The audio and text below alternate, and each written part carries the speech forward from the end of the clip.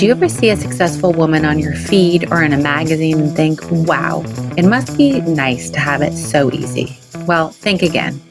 Behind that glossy cover or smiling face is a ton of hard work, countless failures, and endless learning experiences. I'm Rebecca Minkoff, and I'm here to tell you that success isn't a walk in the park.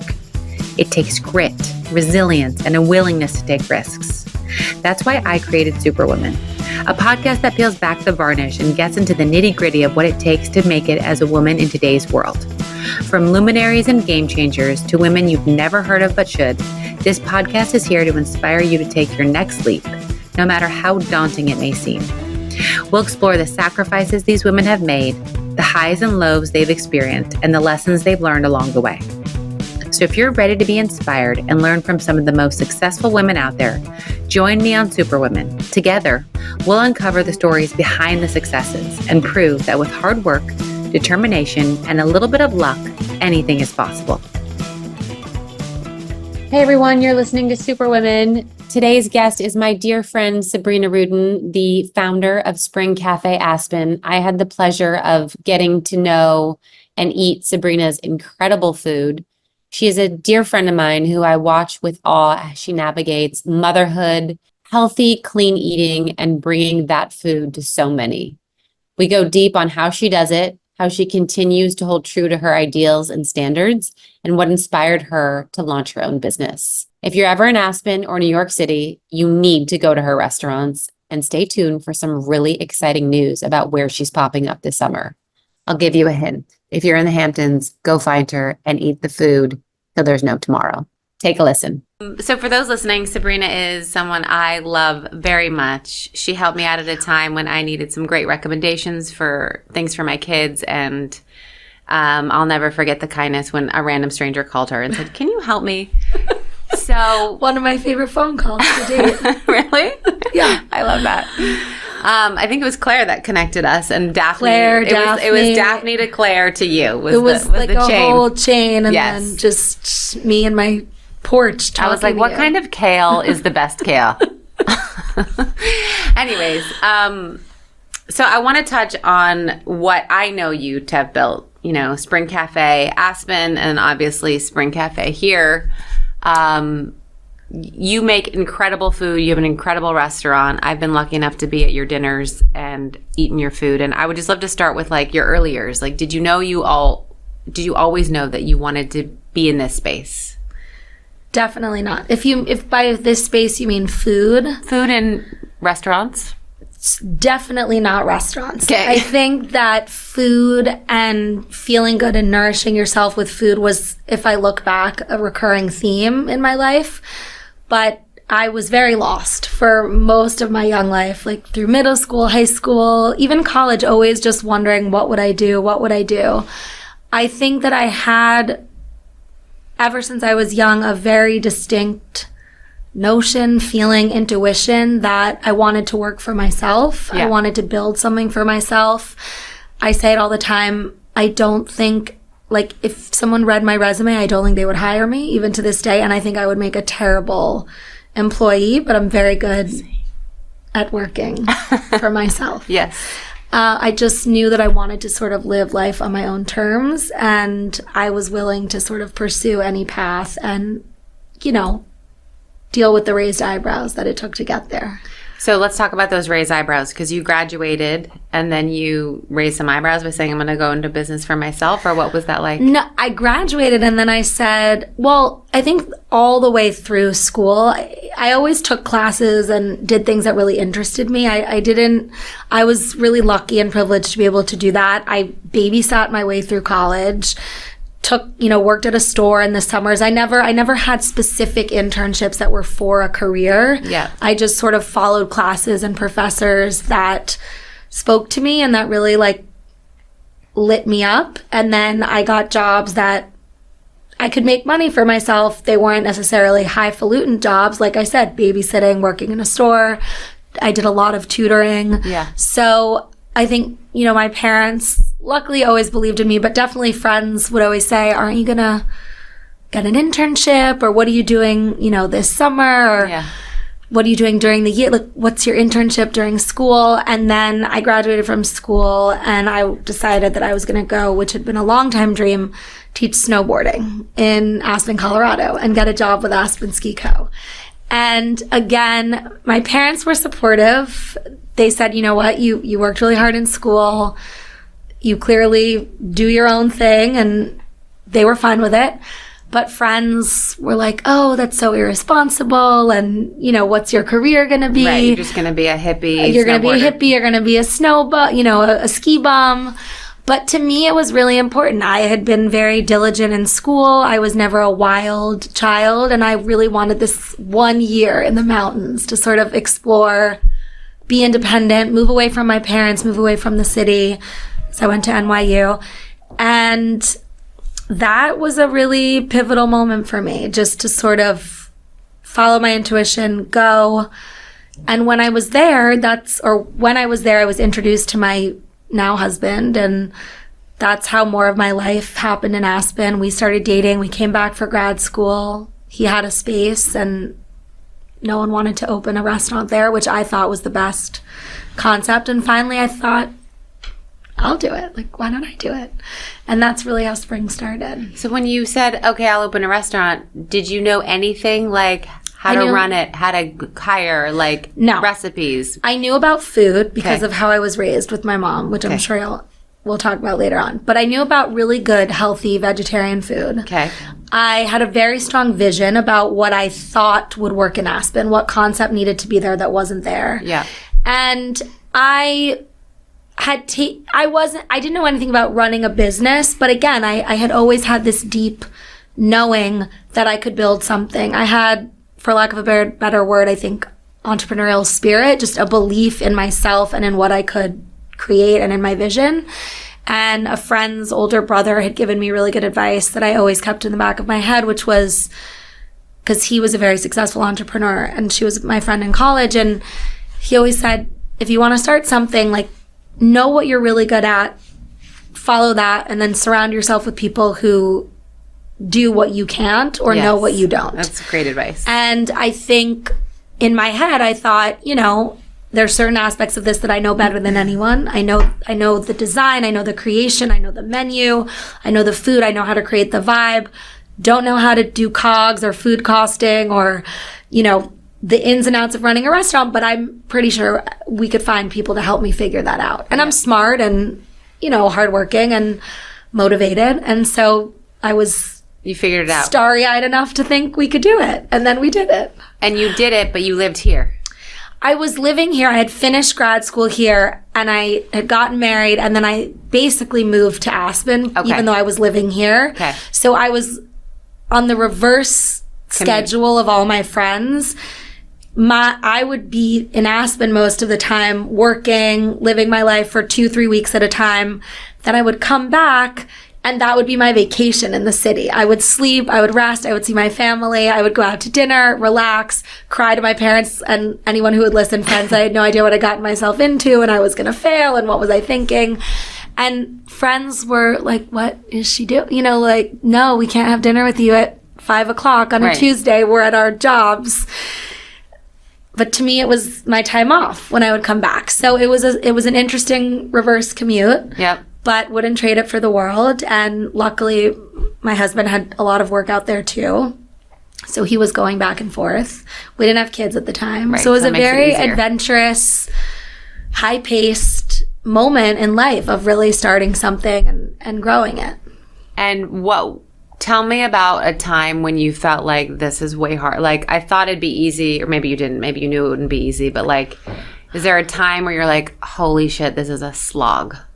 And what got you through it? I still have those moments. I mean, we all do. Every single day. But, no, I think, you know, when we first opened, there was a lot of excitement. And friends came in and people came in. And it was clear from the beginning that, okay, maybe we're onto something here. Yeah. But then, you know, Aspen is very seasonal. And so the first, I think, 2 moments, actually, I'll go back. It was the day we opened our doors. I just have this vivid memory. Like, I had all these employees for the first time in my life. I was responsible for a store. I had to be there at 5 a.m. for opening. I was literally in the kitchen. I mean, I used to juice. People don't realize that when I opened Spring, I was in the schedule. I worked the register for the first as you 2 should. years. In the store, I was in the kitchen making recipes with our chef. I would juice when people would call out sick. I would put myself in because I could make all the smoothies and juices. They were my recipes. And I just have this vivid recollection of one night. I think it was opening day or the day after, and I got this pit in my stomach. It was like 4 a.m. I had to be there at 5 a.m. to open. And I just thought, oh my God, what have I done? I will never be free again. Like suddenly I am responsible for a business, for a team, for employees that are going to rely on me now to create a successful business so that I can pay them so that they can support their families. And it was this very daunting, sobering feeling. And I think at first it knocked me off my feet. And then the first few weeks of Spring, I thought, okay, I love this. This is going to be really hard, but I can do this. Yeah. And then I've had many of those. I mean, when Aspen was slow and it was time to pay rent and, things were happening that I didn't have the answers to, and I had to quickly find a team and people to help me, or when I realized I don't know the first thing about costing out a menu and needed to do a better job of that when we first opened. But I think what's always saved me and what saved me through that time is, for better or worse, I've not ever been afraid of expressing how I feel or expressing my fear of failure or asking for help. In high school, if I felt like I was failing or drowning, I would cry and ask for help. It's the same to this day. So good. So many people won't do that. No, it's a detriment and a gift, but I think that when it was really tough, I remember calling friends, calling my husband, calling advisors, calling my dad and saying, I don't know if I can do this. I might have bitten off more than I can chew, but because I was willing to put myself out there and say, I need help. Yeah. Most people who are in positions to help you, to give advice, to advise you, when you ask for it, they give it. Yeah. And I think that's something that a lot of people don't realize. Yeah. Or they're so scared to ask that they just never even know that that's possible. So you mentioned your mom. She was a big influence on you. She was, I don't know, she was renegade. She was ahead of her time. She raised me all organic. Wow. Mostly vegetarian. Same. No toxic ingredients. Yeah. No parabens or aluminum deodorant long before anyone even knew what a paraben was. Right. Other than scientists. Right. So she was. She instilled in me a deep, deep understanding that one, mainstream is not always the only way. Yes. And two, that food, health, products, things can either drain us and deplete us or really nourish us. And she was a big disciple of the sprouting movement and Wigmore, Hippocrates Institute, and that mantra is, let food be thy medicine. Yeah. And my mom, she did that, but she went a step beyond, which was to always infuse life with joy, to make sure there was always abundance, that it was never about, scarcity or what you couldn't have or saying no to this. It was always yes to this. Like the focus was on, look at all these delicious, amazing things you can have, not here's a laundry list of things you can't. We don't eat. And so to this day, that's really the only, of course, as I got older, I, stole a sour apple blow pop from a friend's backpack or tried different things, but honestly, I think she did it in a way that let me know from an early age that how I was living and eating, I felt really good. Yeah. I always say, as I got older, friends had a lot of period cramps or headaches or PMS symptoms, and I noticed I didn't really get them. Yeah. And friends would ask me, like, why don't you have cramps, or are you taking Advil? And I think that's when I really started to equate health and how I was raised and what I was putting in my body with, okay, this makes a difference. Yeah, it makes a huge difference. I know you know that.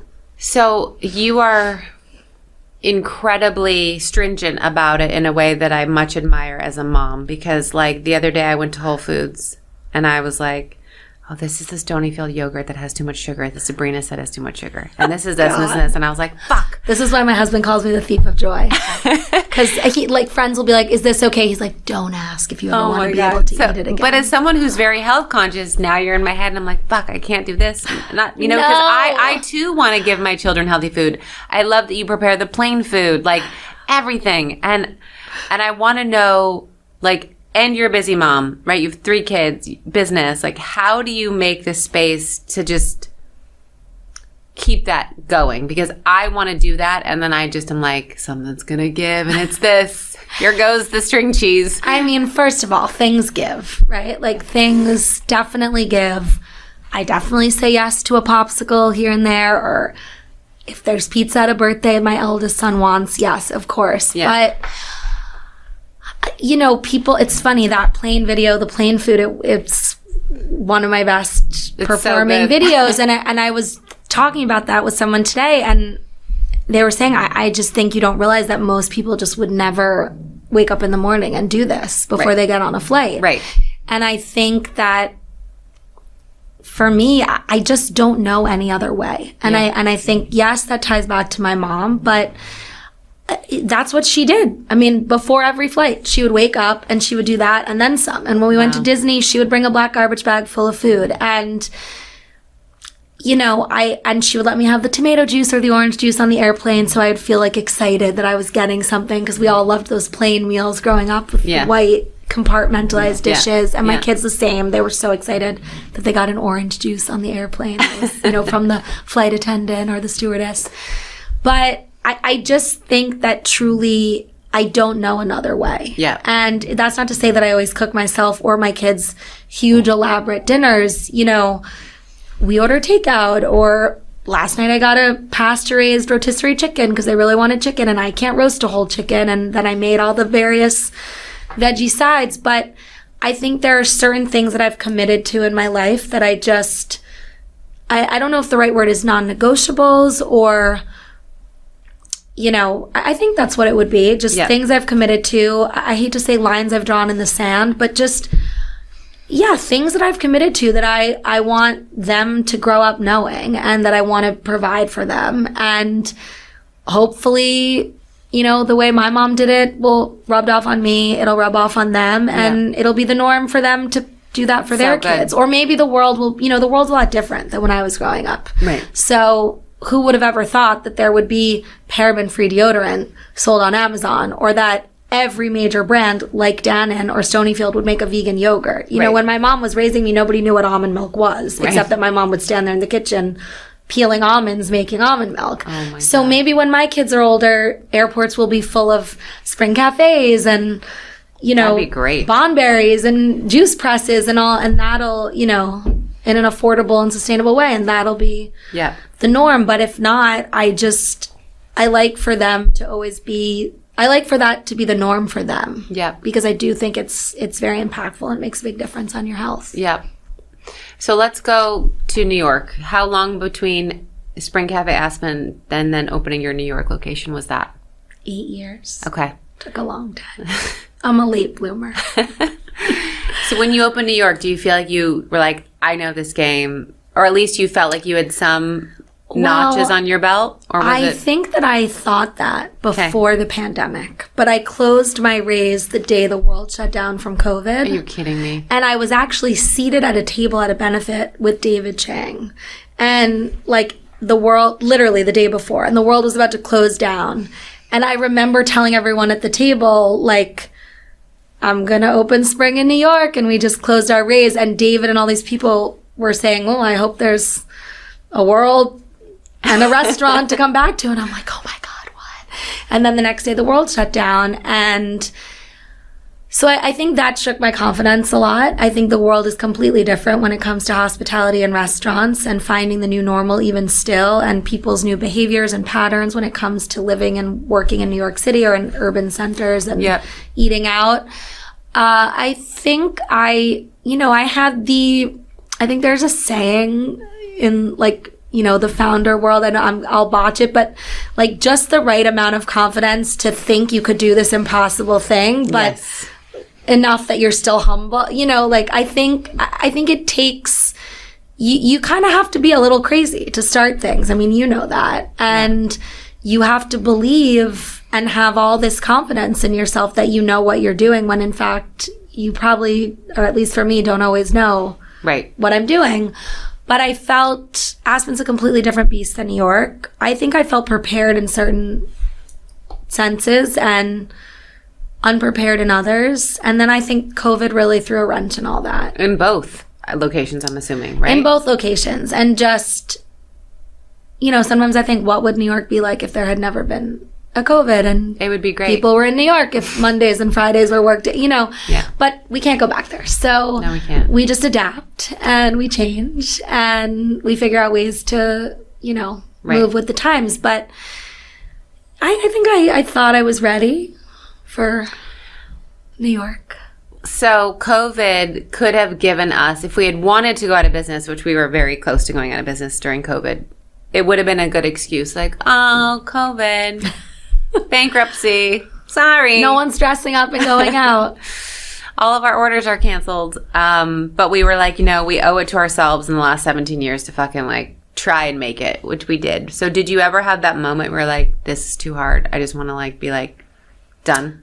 Oh, yeah. I mean, I think in the beginning, for me, the most important thing when Aspen shut down was I had employees, a chef, a manager, and employees who had worked with me for 5 years. Yeah. And I was very concerned that everything going on in New York with restaurants was pretty horrifying. Yeah. And I couldn't face this team and just say to them, that's it. Right. You have to let you go. I can't pay you.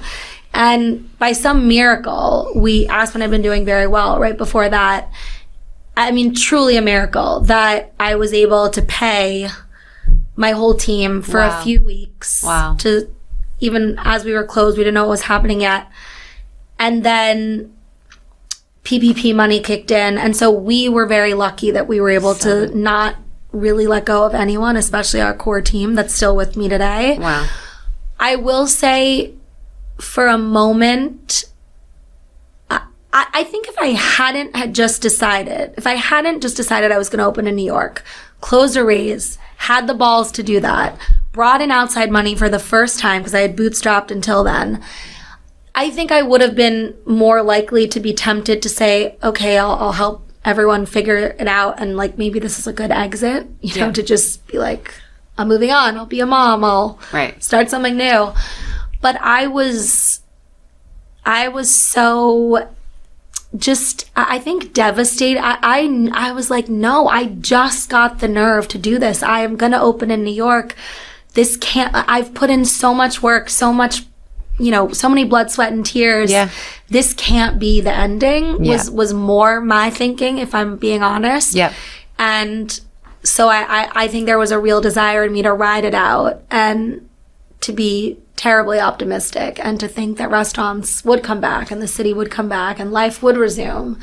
And, you know, we would, like, I remember the news stories in the early days, like, we'd all be shipped off to quarantine centers and, you know, there'd be no life. And I would read these, I mean, like, in the Washington Post, in major news sources, and I'd call my parents and be like, oh my God, the world's coming to an end. We're not gonna, like, we're gonna be separated from our families. I know, it was wild. You know, so I think there were a few moments like that, is like the apocalypse. But then when we sort of got through that, there was just this deep desire to finish what I had started. Yeah. Or to continue what I had started. Because I don't think I'm finished yet.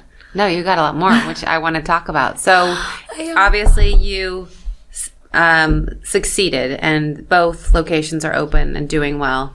Both locations are open. New York definitely got off to a slow start. But they both are open and doing well. And we just brought on a COO, which is really exciting. Does that take a lot off your plate? It was life-changing. Yeah. I reached this point, I think I would say 3 to 6 months ago, really starting a year, when I would say,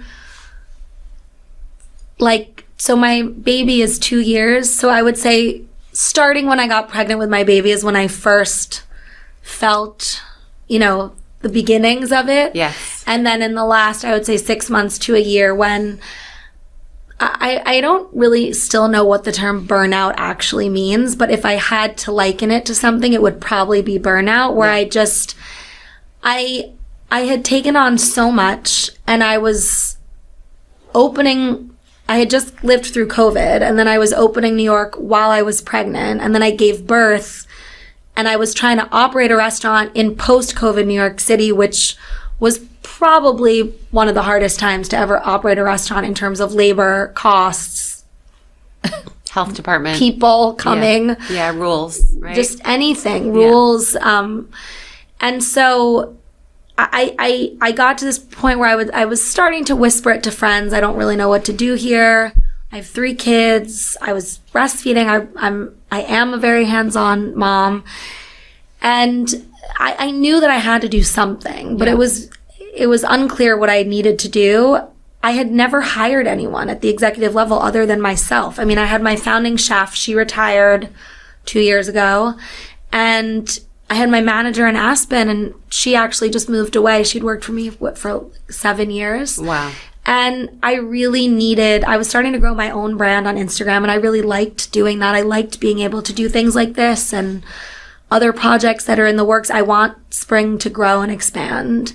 And I met with a lot of people in hospitality, very successful, brilliant people who were generous to lend me their time. I don't know why. I have a few ideas of who you spoke to. They all gave the same advice, which was, you've done it. You've opened the thing. Most people don't get that far. Right. And you've run it the best you could until now, but now you really need to bring in an operator. Like, you need a partner, a thought partner, an operator, someone to really get under the hood, because this isn't just Aspen anymore. Now it's a restaurant in New York City. Right. The stakes are high. Yeah. So, it's not just me in the kitchen making juice in my cowboy hat with all the locals coming in and, my baby running around, eating a half avocado, which was dreamy and great while it was that. But now that's the big leagues. Now it's the big leagues. And it took a lot of time. 3 months ago, I was at this female founders dinner, and I think people were like a little worried about me because I just kept saying, I'm lost. Give me advice. I'm lost. And very luckily, someone who's consulted for me for the last 11 years got this resume of someone from a source he really trusted, someone he had worked with before who had worked with this person. And he called me and he said, I know this sounds crazy, but I just met with David, our COO, and I think he might be your person. Wow. And so then it took a month of talks and interviews and figuring out if it was going to work for him, if it was going to work for us, how we were going to make this work, because it was a really big hire for us. It was putting the cart before the horse a little bit, but I think it's like, if you build it, they will come. Yes. Build the train tracks before there's a train. Yeah. From one of my favorite movies, Under the Tuscan Sun. And so we hired him, and it's been amazing. Wow. It's been a real life-changing thing to just be able to do what I'm good at. Yeah. And have someone who's really good at the other stuff do that. Yeah. And to tell me when they think I'm wrong or I'm right or they have a better idea. Yeah. And so that was huge for us. It was scary to bring in a partner. I'd never done that before. And you sort of had to trust that feeling of letting go I had to trust the feeling of letting go, but I think I had taken it to the point where I knew that if I didn't let go, I would have to let go of the whole thing. Yep. And that I really didn't want to do. Yep. I thought about that. That's when I had the moment like that you had in COVID of saying, this would be a good cover. This would be a good, just let this go. It didn't work. COVID happened. We can't make it in New York City. We're not going to do it anymore, because I could have gotten out with some grace. Yeah. But every time I would go to sleep thinking of that, I would wake up in the morning and I didn't feel relief. Yeah. I felt really icky about that. I said, no, this is not what I've worked so hard for. Yeah. So to me, hiring someone and bringing someone in and letting go a little bit so I didn't have to let go of it all was much better decision for me. So tell me what you have in works that you can share now that you have someone who's minding the shop. So we definitely have growth in mind. Our next dream location is the Upper East Side and Brooklyn, and I hope in the next year or two we'll be able to start working on that. We have a fun sunny thing happening this summer. So much mystery. Well, I don't think I'm allowed to say it yet, but we will be collaborating with someone this summer. Okay. So you will be able to get Spring Cafe Aspen out in the Hamptons. Yay. If you're out there, which will be really exciting. Come in. And then I think just a lot. We just launched our spring summer menu. We have a lot of events happening at the cafe. I'm able to do more of my personal brand stuff, which I love, like go into companies and talk to people about health and wellness and entrepreneurship. Yep. And then some fun things that you can't say. I can't say yet. So would you feel that finding this new path, working on your personal brand, all these new projects, how has that, like, do you know, because you went through the hardness and the slug of it all, like, do you feel like some of these projects, like, you're like, okay, it's going to be a slug, or it's just all fun because the stress of, David took off so much of that? I think I don't think it's a slug on all these things. I think the things I'm doing now, one thing COVID taught me, which I'd always been okay at, but I got really good at it in COVID and after COVID, is just saying no where I need to say no. Yeah. And so the things that I said yes to and the things that I go to and the projects that I'm working on are things I really want to be doing, or like life dreams in the making. Yeah. And yeah, hiring a COO freed up a lot of space. For me, the hardest part is always, it's never like it's going to be a slog to go through them, because I am actively very excited to do them. For me, the hardest part is always being a mom and doing them. Yeah. Because I'm very much a mom, and I've always, again, I think those lines in the sand we were talking about, or non-negotiables, I've always, because I started Spring many years before I had my first child, I've always said, I mean, this may be an unpopular opinion, and, I'm sure I'll get a lot of flack for saying this, but to me, being a mom comes before being a female founder. I think it's a wonderful thing. My career. I love my career, and I'm all in, and it brings me great joy. But I've always sort of said to myself, if I feel like it's not allowing me to be a mom, because I truly love being a mom, one of the reasons I wanted to work for myself my whole life was because I knew I wanted kids, and I always really wanted to be a hands-on, part stay-at-home mom. So the fact that I get to do both, I literally pinch myself every morning that I can make pickup. But I think for me, it's always like keeping all of that, I won't say in balance, because I don't think there's such a thing as balance, just the balance you create. But keeping that in mind and thinking, like, there are some weeks that it's really hard, and I'm like I miss bedtime, and I don't want to, or I get them from school, but I deposit them and I run here to you. Right. So I think that there are some weeks like that, and then I make sure that the next week I say to everyone, I'm yours till 3, but at 3 p.m., right, from 3 until 8 p.m., I'm with my kids. You do an incredible job of that. I don't know, but I try. It seems like I'm trying. I think there's a lot of New York City moms that are out every night, or whatever, and I think it's fun and it's tempting. It's really tempting. I'm also really tired, and I have 3 kids, and I'm exhausted. I need to go to bed at 9:30. I had a daytime wedding. I like daytime things. Yes, I am not a night owl. I can't do it. No, I know. I like dinner at 5:30 with or without my kids. Yes, it's a good time for dinner. I had lunch with a friend the other day at a restaurant that I love for dinner, and it was so delightful. I said, I never have to go there for dinner again. I can just go there for lunch and be happy. I was like, this is perfect.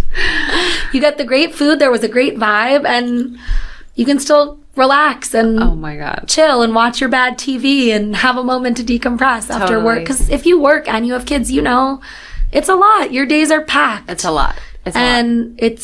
So I try to be very mindful of that. And I go out and I do the things that I want to do, and I have fun with friends, but I make sure that it's the things I really want to do. Yeah. Yeah. So where can people follow you? restaurants, where, etc. All the places. Like People are taking notes right now. Spring by Sabrina is my personal, where you get all my recipes and health The recipes tips are and key, people. lifestyle. And never eating Stonyfield yogurt because there's too much sugar in them. I don't even remember saying that. And then Spring Cafe Aspen is the cafe. Okay. And I'm supposed to be doing TikTok and YouTube, but I haven't figured it out yet. So Yeah, welcome to my life. I haven't figured it out yet either. I don't know. It makes me upset. Millennials, I'm like, I don't know. Okay, good. So you shared your... Oh, my last 2 questions that I always ask. Tell me. And then if there's anything I missed. Piece of advice you'd like to pass on that you either learned the hard way or someone gave to you that was actually helpful. It could be mom-related, entrepreneurial-related.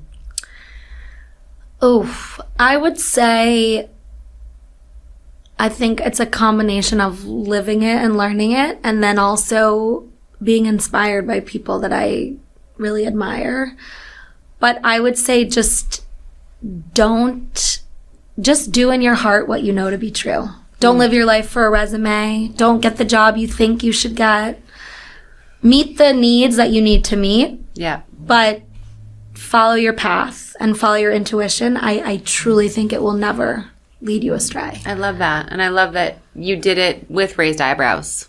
Yeah, tolerate the raised eyebrows. Yeah. If you're getting raised eyebrows, it means you're doing something right. Yeah. If you never get a raised eyebrow, it means you're taking the really safe route. And that's fine and that's okay. And we all do that at certain times in our life. Yeah. But I would challenge you to do the thing you want to do, even though you know you're going to get the raised eyebrows. Yeah. Because it will oftentimes lead you to a place you couldn't even have imagined. I love that. That's beautiful. Oh, thanks. Love you. We should put that quote on. If you ever write a book, you should put that, Okay. I'll think about it Okay. if I ever write a book. Okay. Last question. What would we be surprised to know about you? That raw milk is bad. No. Oh, God. What would you be surprised to know about me? I don't know. I feel like all the funny things I could say, I don't know that people would be so surprised to know about me. I've never had Pepsi. Okay. That's a good one. I had Tylenol for the first time at 30. I'm obsessed with surfing. I love that. And you're not scared of sharks in the water. I'm deathly afraid, but again, I do it anyway. Wow. That's actually great advice that the person who taught me how to surf gave me, because I didn't realize how scared I was of the ocean until I started surfing, because I grew up in the ocean. I'm a great swimmer. Yeah. Love swimming. Yeah. Swim all the time. My dad is an amazing ocean swimmer, a sailor, lifelong sailor. Used to put me in drills in Long Island so I would become a good ocean swimmer. But I didn't realize I had this panic about sharks, big waves, and I was learning to surf. And the guy who taught me how to surf, one day he just said, I can't do this with you. You are so terrified that you're like frantically paddling in after you have to get over your shit or this isn't going to work. And how did you get over your shit? I don't know. I went home and I gave myself a real talking to, and I talked to the universe as I do. And he said, I think it's in Kelly Slater's book. He was like, you're always going to be afraid, but you got to find a way to do it anyway. And I kind of like that as a life motto. I am afraid of many things. Yeah. I've just figured out a way to do it anyways. Wow. That's great. I feel that way about most things, but not sharks. Well, let's not keep talking about sharks. Fine. I don't need to, Sorry, I'm not commune the shark energy. Like, they're there. I love them. I wish them well. Yeah. I don't want to encounter one. No, I'm sure there's hundreds around me when I'm surfing. Yeah, there you go. And you surf in like 40-degree weather. I do. Like if In you snowstorms. follow Sabrina on Instagram, she is like, you just see the eyes and she's in a wetsuit. That was a big life lesson though. I mean, again, like it's one of those things, if you had said to my younger self that I would stand at a beach break in Long Beach, New Jersey, Montauk, Right.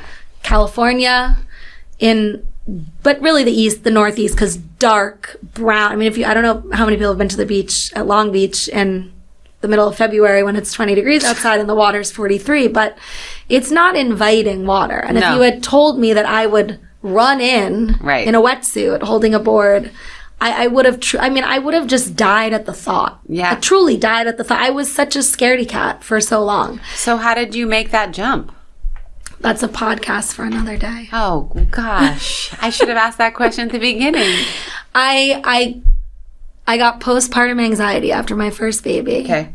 Debilitating postpartum anxiety. I didn't even know what I had. I didn't know that postpartum anxiety existed. I had something called postpartum OCD, which is literally just intrusive thoughts after intrusive thought all day long.